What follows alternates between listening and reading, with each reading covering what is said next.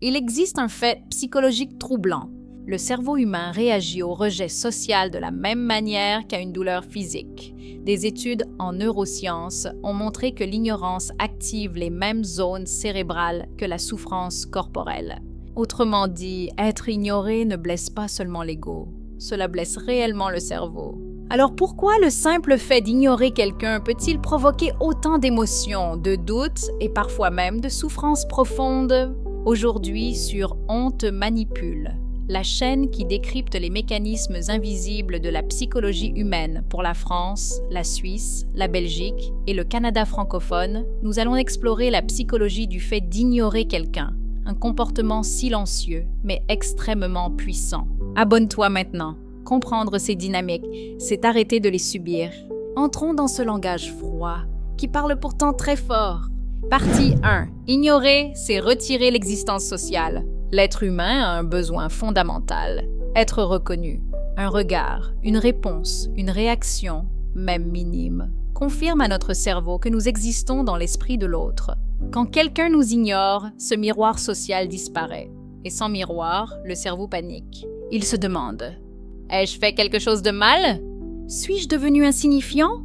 Est-ce que je compte encore? Ignorer quelqu'un n'est pas neutre. C'est suspendre sa validation sociale. Et pour l'esprit humain, cette suspension ressemble à une menace. Partie 2.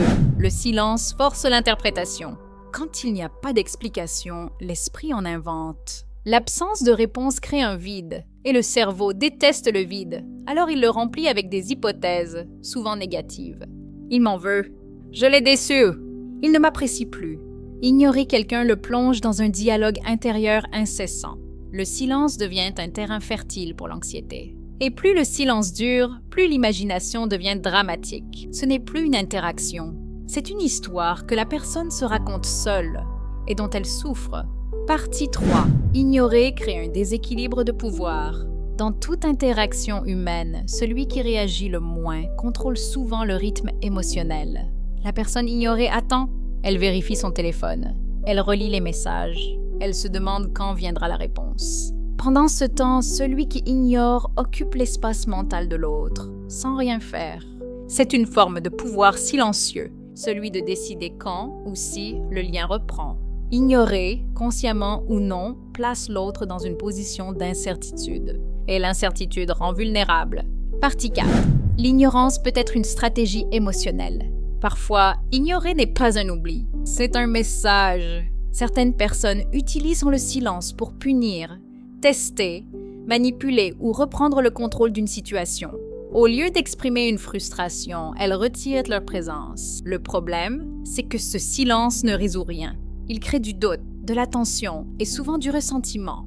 L'ignorance devient alors un outil de communication indirecte, un langage passif qui blesse sans prononcer un seul mot.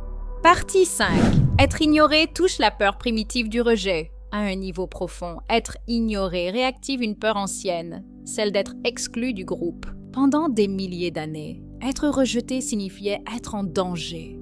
Notre cerveau moderne porte encore cette mémoire.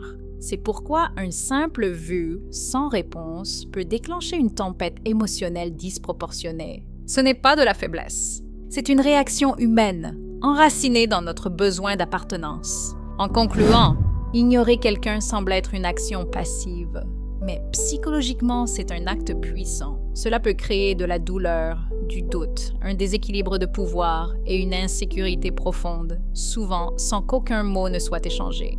Comprendre la psychologie de l'ignorance, c'est apprendre à reconnaître quand le silence est innocent et quand il devient une arme émotionnelle. Si tu veux continuer à décrypter ces mécanismes invisibles qui influencent nos relations, abonne-toi à On te manipule. Ici, on n'apprend pas seulement à écouter les mots, on apprend à comprendre les silences. Et parfois, le silence en dit plus long que n'importe quelle phrase.